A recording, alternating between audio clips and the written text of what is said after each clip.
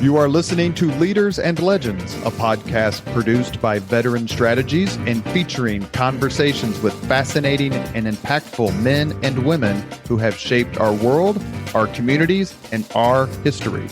My name is Robert Vane, Principal of Veteran Strategies, and your host for our discussion. You are listening to Leaders and Legends, a podcast presented by Veteran Strategies, an Indiana-based public relations enterprise, and sponsored by Garmon Construction, Leaders and Legends LLC, the Grand Hall and Conference Center at Historic Union Station, the McGinley's Golden Ace Inn, and NFP, a national insurance broker with strong local content. Our podcast is featured on the All Indiana Podcast Network in partnership with Wish TV. You may find Leaders and Legends at allindianapodcastnetwork.com. Thinking of starting a podcast or need to host a public meeting? Let Leaders and Legends LLC be your partner as you look for new ways to communicate your message. Please contact Chris Spangle or me at leadersandlegends.net. And as always, all our podcast interviews are dedicated to the legacy and generosity of P.E. McAllister. Thank you for joining us on the Leaders and Legends podcast. Our guest today is Professor Jason Lantzer. You may have heard his name since he's a professor at Butler University, teaching history there. And I just told him I completely just stumbled upon his book about Dwight Eisenhower and the Holocaust, a history. That's the title. Stumbled upon it reading a completely different book, ordered it, read it in 3 days. It's fabulous. Jason Lantzer, thank you very much for coming on the Leaders and Legends podcast. Robert, thank you very much for having me. Let's dig into this. All right. Because I learned a lot through your book. Some of it I knew, but some of it I didn't know, especially with regard to Eisenhower and his commitment to making sure the Holocaust was remembered, that things weren't just swept under the, oh, that didn't happen, that's crazy, that's too much. But we'll get into that. All right. So let's try to marry the two subjects together very quickly in the sense of it's World War II. Most people have a basic idea of what Dwight Eisenhower is doing and has done, did do for the Allies. But let's go to the spring of 45. The war's basically over. Hitler kills himself April 30th, but both the Soviets and the Western Allies are starting to encounter the concentration camps. Set the scene for us a little bit, because we want to focus on that time period first. Sure thing. So the war is racing to what many observers believed was going to be a glorious conclusion, that the Allies had effectively defeated Germany and were about to smash the Nazi capital of Berlin, not just north, south, east, and west, but also from the air. It was a complete victory, and in many ways a very real vindication for Eisenhower on the Western Front with a broad front strategy instead of picking one route and heading straight towards Berlin. He wanted to sweep through all of Germany and make sure that the Germans knew that they were defeated. And why was that important? Because there is a prevailing myth within Germany emerging out of the end of the First World War that they hadn't actually been defeated, that there was a stabbed-in-the-back myth that developed because there are still German units about 50 or so miles deep into France when the armistice is signed, in retreat but still not in Germany. There's a very brief Allied occupation of certain portions of Germany following the Great War. But there is this sort of very real feeling within German, especially military circles, that they hadn't really been beaten. They had just been betrayed by politicians. And so one of the guiding principles for especially the United States throughout the Second World War was to make sure that Germany knew it had been defeated. And that's one of the reasons why at the Casablanca conference, Franklin Roosevelt, the American president, basically blurted out unconditional surrender. It's become very much a maxim of American military thinking since at least the Civil War and Ulysses S. Grant, that we fight until the other side completely surrenders. But yet, the Germans, who you said didn't believe necessarily that they had lost, they blamed it on the politicians. Was there a particular religious group that they lumped in with the blame? So one of the groups that gets blamed, especially as the teens give way to the 20s, are Jews. And anti-Semitism, which had largely been under the surface of Imperial Germany, begins to bubble back up to the front. And that is wedded with very much a worry and concern about the rise of communism and the fact that many of the communist leaders within Germany were also Jewish, and as well as in the Soviet Union and the Bolshevik movement, many of those leaders had been Jews. And so there's this synergy in the minds of some Germans that Jews plus communism is what undid our country. So you have a situation in April of 45, Germany's collapsing, the Western Allies and the Soviet and the Red Army are about to meet at the Elbe River. What is going on in Eisenhower's mind as he attempts to put a bow on all this? Because it's going to lead him to the visit of the concentration camp, the work camp. So this is very much, he's feeling relieved in some respects for the first time since taking the job. So back into 1940, they can see the light at the end of the tunnel. He is, in fact, so excited at this moment or pleased that he's even entertaining ideas of possibly an American and British incursion to assist the Russians in taking Berlin. They are moving incredibly fast. German forces are both retreating and surrendering in large numbers. We'll learn after the end of the war that the Germans had preferred to surrender to the Western Allies as opposed to the Soviets. So that definitely helped matters. There's a little concern that there might be sort of a final stand by some of the Germans, especially the SS and the Alps. Eisenhower is very concerned about making sure there are troops available moving into Bavaria to either cut that off or cut that down very quickly.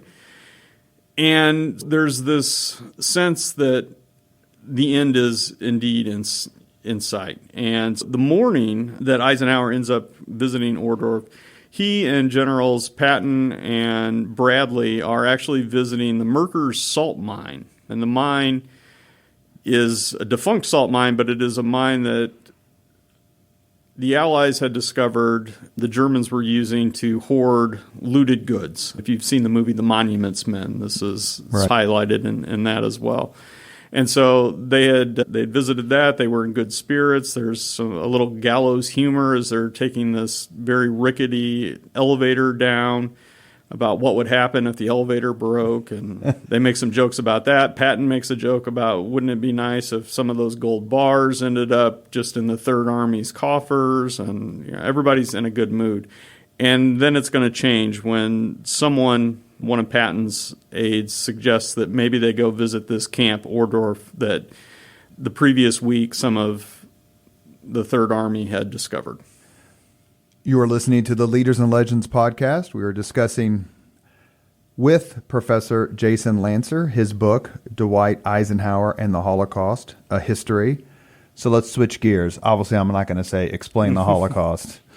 What's it Les Nessman did on WKRP, remember? Explain fire when he was interviewing the firemen. Anyway, let's talk a little bit about how the Holocaust had crept into the knowledge, into the frame of reference of the Allies in World War II prior to the spring of 45.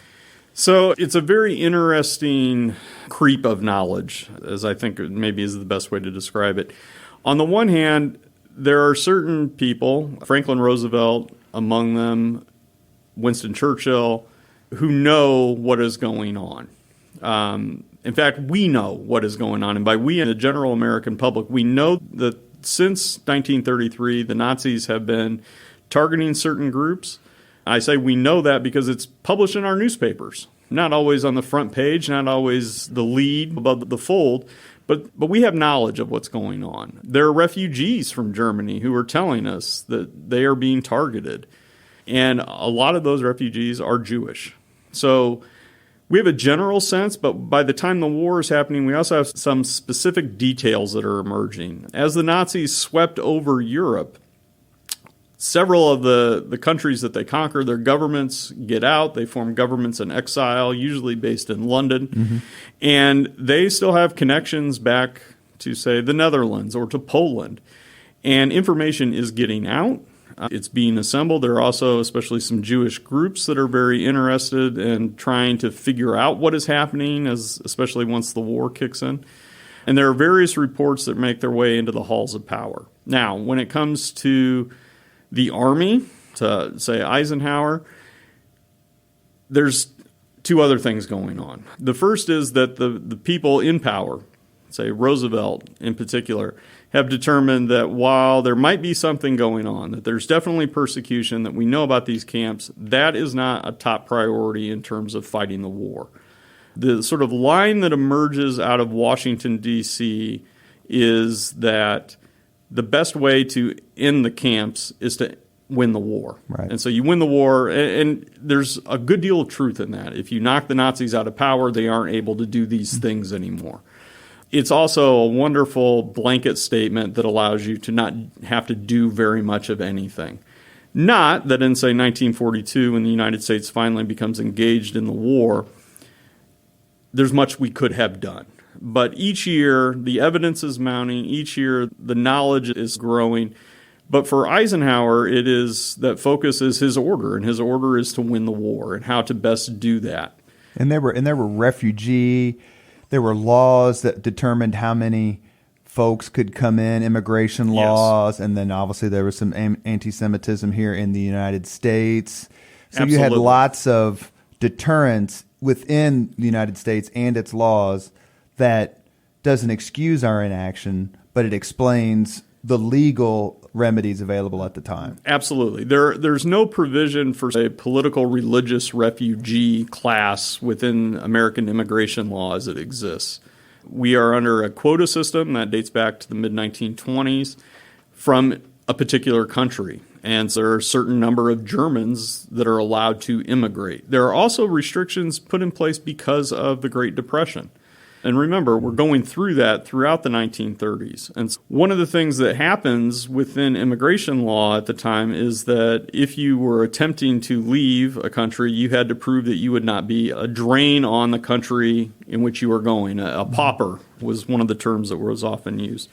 And as such, Jewish refugees in particular are in a tough bind because while the Nazis were more than willing in the 1930s to allow Jews to leave the country, in fact, that was really the official policy, was to expel them, they were only allowed to take a very limited amount of what we would deem as wealth or capital. And so even if you were a very wealthy businessman, let alone if you weren't, you basically had to sell your business to the state for nothing, or it was confiscated. And so you didn't have any money to move with you or to say, look, I'll be okay. I used to do this. Then you also needed somebody to vouch for you in, say, the United States. And so it was almost impossible to get out. How did the United States immigration policies, much influenced in the 20s by the Klan and other open-minded organizations, How did the United States compare to, say, England, France, Soviet Union, Italy? Were we any better or any worse? We were about the same.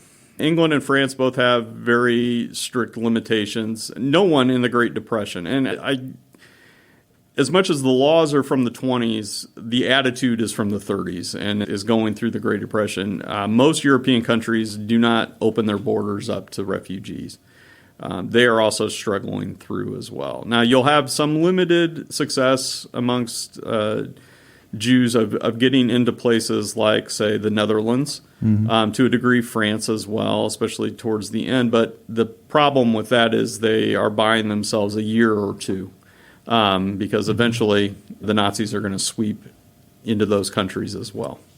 So it's fair to say they had no place to go. Yes, that's very much so. Let's talk a little bit about Germany and the years leading up to Germany declares war on, invades Poland.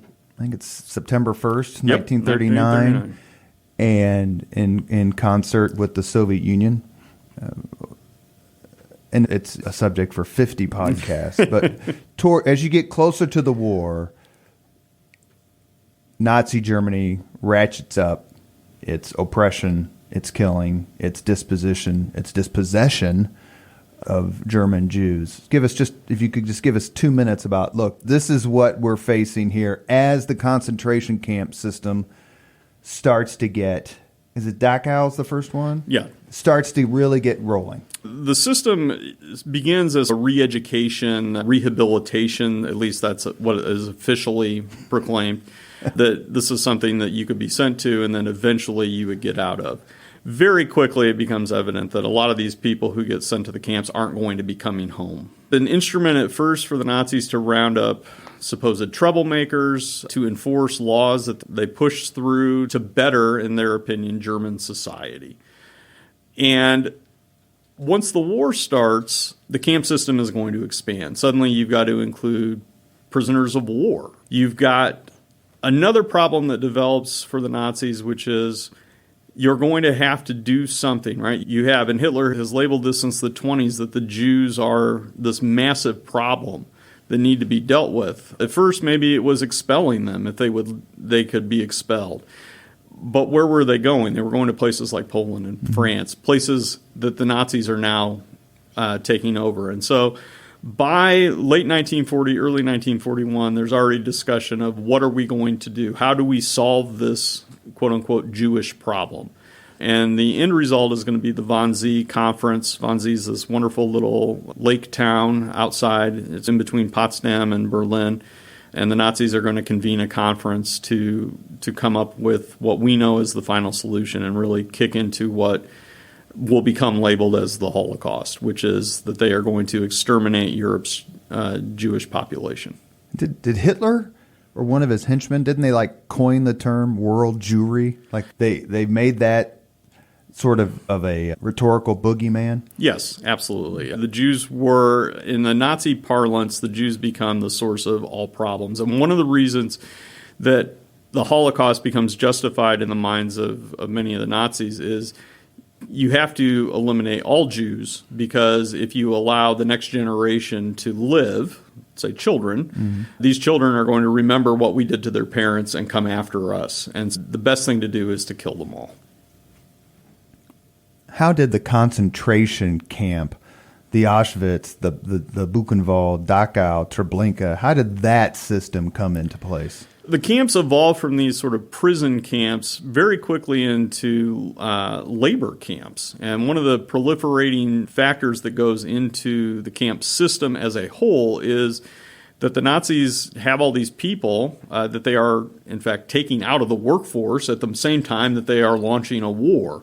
And so one of the things they believe they can help solve this problem, because they're also taking people they classify as real Germans out of the workforce too and sending them off to fight.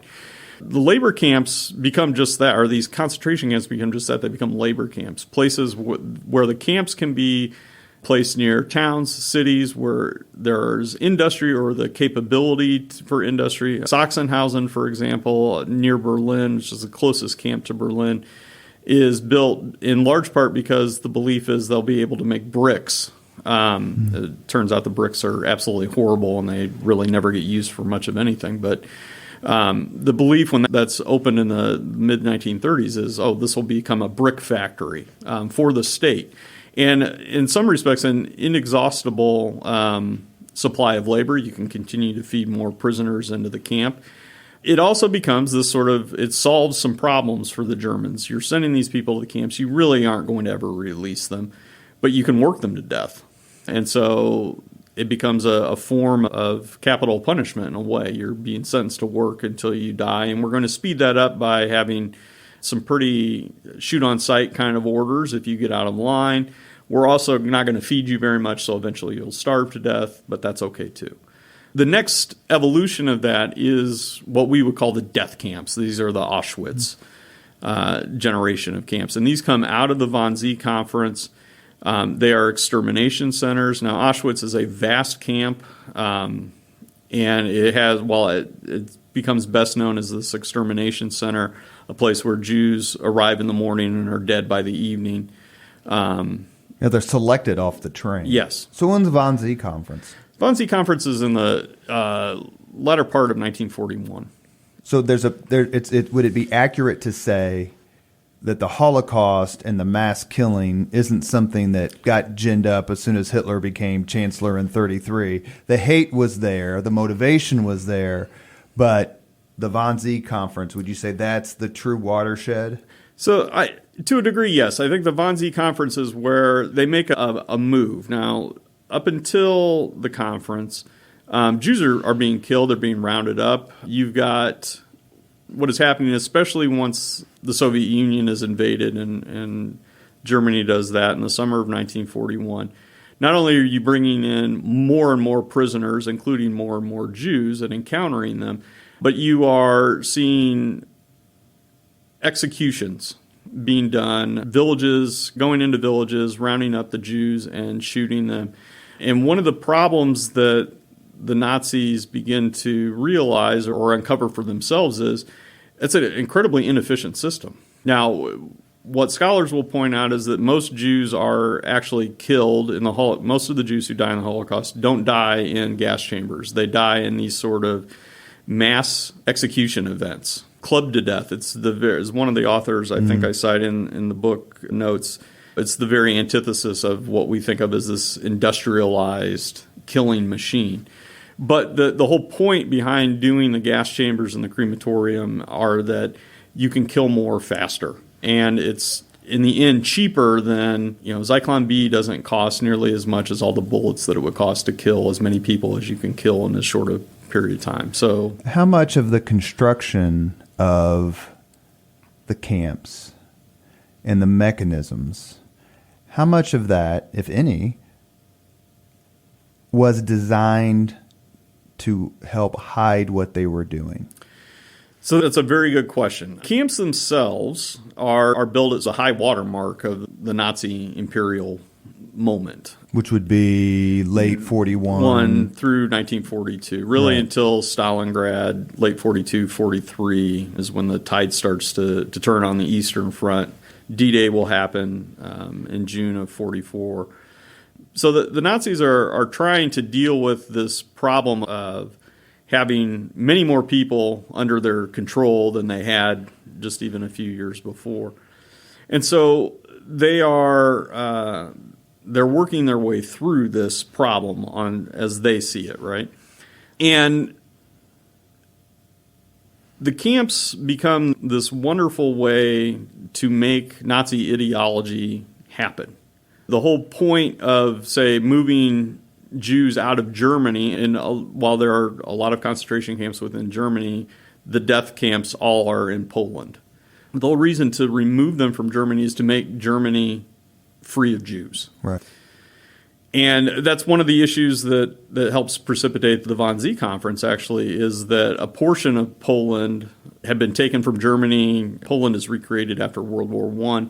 East Prussia is out there dangling. You've got Danzig sitting up there.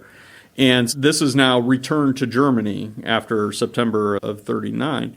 And the German administrators don't want Jews living in their portion of this reconstituted Germany. Okay, push them further east. Now we've got all these people, right? So one of the other things that happens as the war starts to turn, is that the Nazis begin to realize that maybe they aren't going to win the war, or that people aren't going to understand what they were trying to do. And so the best thing to do is to cover up what they did. So you've got a slew of examples throughout, especially the Soviet Union, but then into places like Ukraine and even Poland, where by late 43, 44, the Nazis are digging up bodies from these mass execution spots and burning them in order to try and cover up what they had done. Again, that's one of the nice things, if you're on the Nazi side of things, about the gas chambers and the crematorium, is that those bodies are disposed of very quickly. And so it's going to become a massive cover-up, or an attempted cover-up. You are listening to Leaders and Legends, a podcast presented by Veteran Strategies, an Indiana-based public relations enterprise, and sponsored by Garmon Construction, Leaders and Legends LLC, the Grand Hall and Conference Center at Historic Union Station, and the McGinley's Golden Ace Inn. Today, our guest is Professor Jason Lantzer. He's up at Butler University. He has written a fabulous book, which if you I hope you'll buy, and once you buy, you will not be able to put down. The book is titled Dwight Eisenhower and the Holocaust, A History. Okay, we know what Ike was doing. We know what the Germans were doing. How does that come together? Here come the Americans. We are sweeping across Western Europe, and our forces are already beyond, in some areas by early April, where they will end up being, where the Yalta Agreement has demarcated where the Allied zones of occupation would be. But Eisenhower is of the opinion that we take as much ground as we can. We've got to make sure that the Germans are defeated, and it's become, in some respects, very easy to do. Not that there isn't fighting, not that people aren't dying, but that you have 80-year-old soldiers, you have 8-year-old soldiers. The Germans are running out of men. And frankly, the Germans had also shifted a lot of what remained of their better units to try and keep the Soviets away from Berlin. Because they know what's going to happen. Because they know what's going to happen. That war, the war in the East, is a war of extermination, because just below the Jews on the Nazi sort of hierarchy of people that they don't like are Slavs and the Slavic people. So that had been a war of scorched earth almost from the get-go as well. So the Americans are pushing, and in early April of 1945, units that are under Patton's overall command have stumbled, and that's the way this happens throughout. It's the language that you will see used continually by Americans who are the first to go into any of the camps. They stumble into the discovery of Ohrdruf, and it's played out time and time again, but it's oftentimes they find a straggling prisoner, somebody who made it out of the camp. The Nazis, this is one of the weird moments in World War II. As much as some Nazis recognize that they are losing the war, there's also this belief that they've got to keep what they do have. And so you've got what become known as the death marches out of these concentration camps that cause more and more prisoners to be forced marched from camps that are in the path of advancing Allied armies to camps that are further and still firmly under German control. So you've got all of these people milling about the roads, and eventually what happens is that American soldiers near Ohrdruf come upon some of these people. They get pointed in the right direction. As they interrogate people along the way, they hear that there's some sort of camp. They decide to go investigate, and then they discover a concentration camp. Is it fair to say, if I get my chronology correct, and you describe this in your book, did the Russians stumble upon the concentration camps first, coming from the east, so there was some knowledge? Yes. Is that right? Auschwitz, they liberated that, came upon that? In January of 1945. The Soviets had come upon, by the time Eisenhower visits Ohrdruf, the Soviets have already uncovered or discovered or liberated all of what we would refer to as the death camps and several other of the concentration camps within Poland. And there is some media coverage. There are some Western journalists who are with or are come over to the Soviet lines. But there are a couple of things working against, say, the discovery of Auschwitz in January becoming this huge event. The first, on the Soviet side of things, is that the Soviets are just as shocked. The soldiers who liberate these camps are just as shocked as their American counterparts are going to be. It's really the Soviets who coined the term living skeletons to try and describe these prisoners who have survived. But within the Soviet political structure, Joseph Stalin has already made it quite clear that when talking about the war and the war's victims, the Soviets need to always make the case that they are the chief recipients of Hitler's rage. They are the ones who endured the most, and there's a lot of truth to that. That's a great point you make in your book that I thought was very interesting. There's that going on, and that means that even once you start to suss out the fact that, wait a minute, some of these prisoners are Jews, and maybe Hitler was actually following through on the things he had said, and he's trying to eliminate the Jews, that we can't let the fact that Jews are being targeted, trump the fact that the Soviet Union was attacked. Because you have 20, 25 million. The number goes up every year of how many Russians, Soviet citizens who were killed during the war. Plus, before the war, obviously, Stalin is no stranger to genocide. Absolutely. And that's one of the things that makes that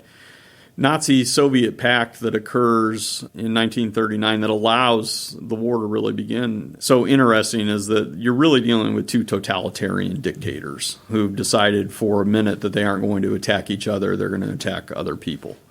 Hannibal Lecter and Jeffrey Dahmer deciding, we'll sit down to dinner, but we just won't eat each other. Yeah, I understand what you're doing over there. And I don't judge you. Yeah.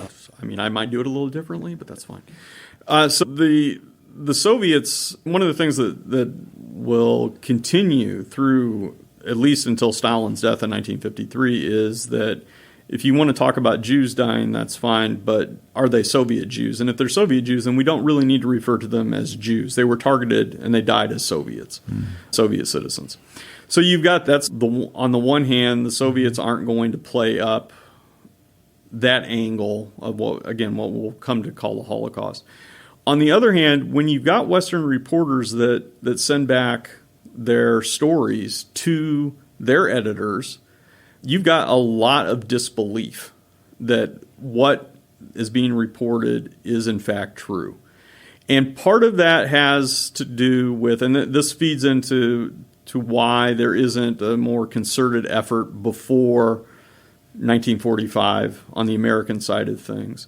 There is disbelief in the halls of power in Washington, and to a degree London as well, about whether or not things that are being reported about these camps are in fact true, or if it's just propaganda. And in the American context, this is a very real concern. Propaganda is viewed as someone at a conference I just attended labeled it as a dirty word. You didn't want to be seen as engaging in propaganda. What you were doing, we might be doing propaganda, but we don't use the P word. We don't call it propaganda.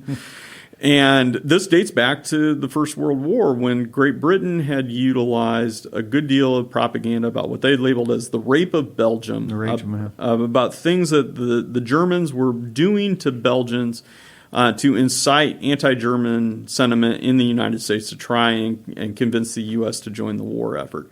And then after the war, we discovered that almost none of those stories were true. Yeah. And so there's this notion of, we can't believe it because we don't see it. And even if something happened there, which we aren't necessarily disputing, we can't prove it. We're going off of your story, and you're getting your story from the Soviets, and we know how much they hate the Nazis. And so while let's write about Audie Murphy. Yeah, let's write about the American. Yeah, let's focus on us, right? And again, you also, the other thing I think is important to keep in mind when it comes to news coverage of the Holocaust is, even when these stories make it into the newspaper, and by the late 1944, 1945, you've got people who are making the rounds and talking about this at different places.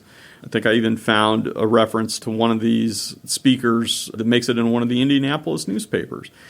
But the sheer amount of war news that is being plastered on the front page and really the front sections of newspapers, this means that something like the discovery of a camp in Poland is going to pale in comparison to what is going on the American sector of the line. We've got a whole other war that's happening against Japan. We haven't even mentioned that. There's just so much. And then there's the stuff that you're going to report because it's happening in your town, your community, and regardless of the war. Mm-hmm. And so it's just not percolating through. It's not seen as a top news, really worthy story. It's just another thing that's happening in the war. We have about another 15 minutes with Professor Jason Lantzer. He is the author of the book, Dwight Eisenhower and the Holocaust, A History. Take us back to Ike. I'd like to really focus on him in the final minutes that we have here, the final 15 minutes or so. Ike goes to the camp. He goes to the camp. One of Patton's aides says, "Hey, we discovered this camp. Would you like to see it, General?" Eisenhower says yes. They journey to the camp, and right away Eisenhower is shocked by what he sees. This is not what he or most of the soldiers that are with him would have thought when you said this is a camp, that in the American mindset, that's not a prison camp. We don't have those. What a camp, as one of the liberators calls it, if you had told me the Germans have a bunch of camps, I would have assumed you were talking about YMCA camps. Sure, Boy it's Scout. a summer camp. Yeah, it's not this. And Eisenhower insists upon seeing the entire camp. They're at about the 2-hour mark of the trip. Some of his aides are trying to get him to leave. He tells them no. He, in his words, I have to get this. And by that, he meant he needed to see every nook and cranny. He needed to talk to survivors. There are survivors at Ohrdruf. Not all of them had been death marched to Buchenwald or executed before the Germans left. He has, at one point, his official interpreter is not with this party. So he's coming from Eisenhower's headquarters. Eisenhower pulls or gets assigned a soldier who speaks German. The soldier tells Ike, he says, General, my German isn't that good. Eisenhower says, don't worry, mine is just fine, but I need time to process what I'm hearing. And it's not lost on Eisenhower that his last name is Eisenhower. No, it is not. He is very much a German American. And it's also something that the Nazis had not been lost on them either. That this is the fact that he's leading the Western Allies is proof of how degenerate the United States is, because it has corrupted a German. But he tours the camp. They go into a building in which there are bodies that are stacked. Eisenhower goes in. He comes out. Patton, the story goes, pokes his head in and then immediately walks out and throws up. Eisenhower will tell the soldiers that are there before he departs that he has heard that they don't know what they're fighting for, but he says he hopes that this shows them what they're fighting against. And that starts a chain reaction. Again, to your point, much different than the Pacific War. Much different than the Pacific War. Where the Army and the Marines and Navy had no problem hating the Japanese. Yeah. None at all. But in Europe, it is a little bit different. And please tell the story, because I actually have it in my notes, of what Eisenhower says to the one soldier. He snaps at him. And you tell it in your book. I'll give you that hint because I know your book's not exactly 3 pages long. Have problem hating them now? Yeah. Do you have a problem hating them now? The soldiers are trying to process this as well. And the guys who are there aren't the ones who had initially liberated the camp either. So a lot of them are arriving at about the same time or just a day or so before. And they are really not sure what to make of what they're doing or what's going on around them. And these are battle-hardened veterans. I know there's a new crop of soldiers as we get towards the end of the war who didn't land on Omaha Beach and such. But these guys weren't just helicoptered from Newport Beach either. No. These are almost all of them have seen combat, some of them for several years, all the way dating back to North Africa. But this is different. And in my take, this provides a clear change in Eisenhower and how he sees the war. Prior to this, obviously the Germans are the bad guys and we're the good guys. That's the sort of, right, us versus them. It's a very, in some respects, sports mentality. And if you spend much time with Eisenhower, you learn very quickly how much he likes sports and competition and what a competitive guy he was. But the other part of it now is there's this moral sense to what they've been doing. And that the Germans maybe aren't as much like us as we wanted to think. How could this have happened? And you find this peppered throughout Eisenhower's letters in the coming weeks as he just cannot wrap his head around how this occurred amongst people that are quite literally just like him in so many ways. And so that moral clarity leads to him not just making sure that as units pass through this camp or other camps, and this is one of the amazing things that happens, is Ohrdruf is first, it's a sub-camp. It's nothing compared to Buchenwald or Dachau, the two major camps that the U.S. is going to liberate in Germany proper. But it's the first. And within a week, Eisenhower is now getting reports of more and more camps. And his general order is that as units, as long as they aren't pressed in the fight, as units pass through these areas, they are to visit the camps and to see for themselves what they are fighting against. And that moral certainty also carries into another thing that he does, which is he wants to unleash a press offensive. He writes within a few days to George Marshall, who is chairman of the Joint Chiefs of Staff, requesting an official congressional delegation. He informs Marshall. He's also contacted Prime Minister Winston Churchill asking for Parliament to send a delegation. He wants politicians to visit the camps. He also requests that newspaper editors be sent over, that other prominent Americans come and view these camps for themselves so that no one can claim that this is propaganda, that no one can claim this didn't happen, that this never is allowed to happen again. And not only is that a massive difference than, say, the Soviet response, it's also, I think, important to point out that this is also happening at the exact same time that the country is mourning the death of Franklin Roosevelt. Eisenhower visits Ohrdruf on April 12th. On April 13th, he's informed that Franklin Roosevelt has died. On April 12th. Yeah, on April 12th. And so at the same time, the country is grasping at, wait, who's this Harry Truman guy that's going to become president? And how does this impact the end of the war? Eisenhower's saying, you've got to send people over here. Because this is why we're fighting, and people come. It's actually the congressional delegation, the first congressional delegation that goes, and there are also congressmen and women who are already in Europe who, once they hear about the camps, show up as well. But that first congressional delegation is the who's who and of prominent politicians on both sides of the aisle and from both chambers of Congress. And there are some members of Congress who are upset when they aren't allowed to go in that first official delegation as well. There was another group of people whom General of the Army Dwight Eisenhower wanted to see the camps. Who would those be? The other part of this sort of moral reckoning is that Eisenhower wants the Germans to see the camps for themselves. In fact, he orders German civilians in the proximate locations of where these camps are discovered to tour the camps. He will also give instructions that they are to help clean up the camps and to care for the prisoners. This is sometimes, and I mean that not in terms of how emotional it is for the Germans to go through the camps. I mean that they try very hard to not look, and U.S. soldiers will pry their hands down away from their faces and make them look. And didn't the American forces maybe turn their back on a retributive act as well? Did I say that right, Alan? Yeah. Retributive act as well? There are at least one, probably more, documented cases where when the camps are being liberated, and Dachau is probably the best example of this, that American troops just don't help German guards that are captured when prisoners have weapons and go after them. The point with German civilians, though, is that this is going to continue. Eisenhower will be the first military governor of the American zone of occupation following the war. He's there for about 6 months. He is the one who puts in place denazification.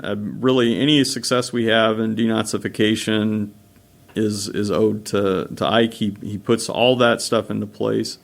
The Nuremberg trials, he plans the fact that the Nuremberg trials occur in Nuremberg instead of Berlin. That is an Eisenhower move. He wants it in the American sector.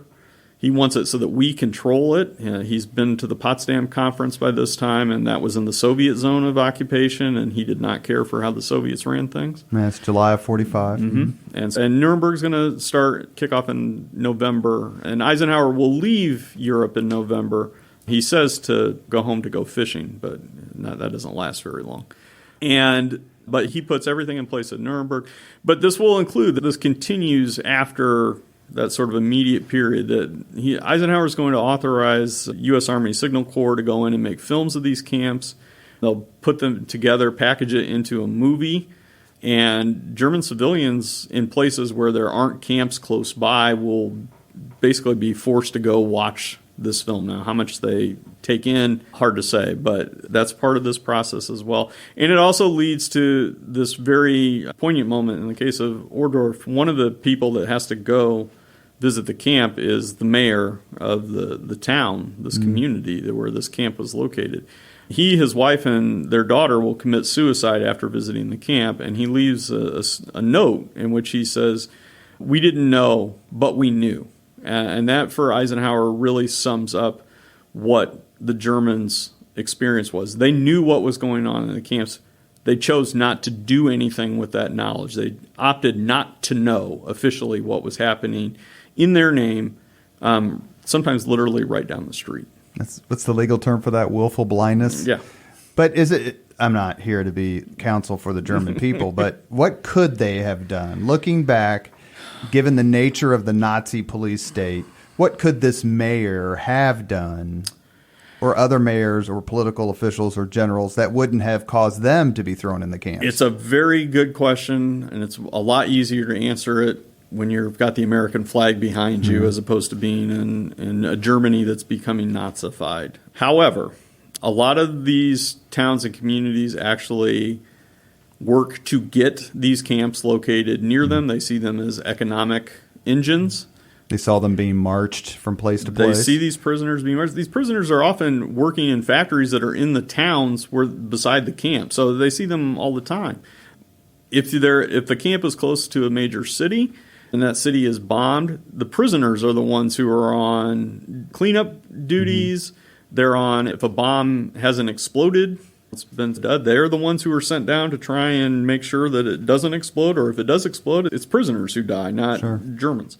So they could have not lobbied to have camps placed there. There's also this, I think it's a very American sort of take on, well, why didn't they just stop Hitler to begin with? That's a whole nother podcast. Yeah, it is. And resistance to the Third Reich does exist, but it's nowhere near what we would hope. And it's also a reminder of just how easy it is to go along as opposed to taking a stand on an issue. And it's easy to make the argument that the Germans were looking for revenge because they couldn't possibly fathom. I read a lot of sort of Bismarckian, Wilhelmine Germany history, and the loss in World War I to the Germans was unfathomable. Absolutely. That loss, it reverberates through that generation because, as I think we said at the outset, if you were in the Army, you didn't feel as though you had been beaten. You feel as though the politicians had basically taken that victory away from you, or at least the opportunity to have some sort of settlement. Now, granted, soldiers on the front lines don't always know what's going on back, and Germany is falling apart socially in the late fall of 1918. They're starving. They're starving, and there's political turmoil, and the will to win, or the will to continue the war, is dissipated because the summer offensive had failed, and it's obviously clear by the summer offensive in the West that they're going to lose the war. They're going to have to face some sort of negotiated settlement. And it's interesting, you read the letters of the Germans who were still fighting after the Americans come in, their comments, their observations of the American soldier, how much bigger we were, how much more muscular, how much taller, everything. They're like, we can't fight against these supermen. What are we doing? How much stuff we have. And that's especially true in World War II. We grind Germany down with our industrial capabilities. Does Eisenhower's worldview as it relates to the Holocaust persist until his death in 1969? Yes, is the short answer to that. It changes Eisenhower. The war changes Eisenhower in very real ways, and the Holocaust is at the center of that change, especially as it becomes obvious that this wasn't just something that happened. This was part of a deliberate plan.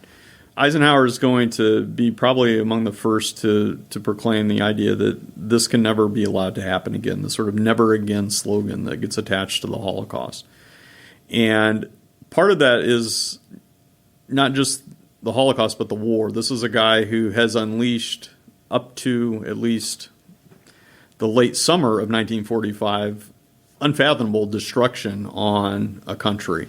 And then with the use of nuclear weapons to end the war in the Pacific, that's going to change, as he writes, very soon after the bombs are deployed and Japan surrenders.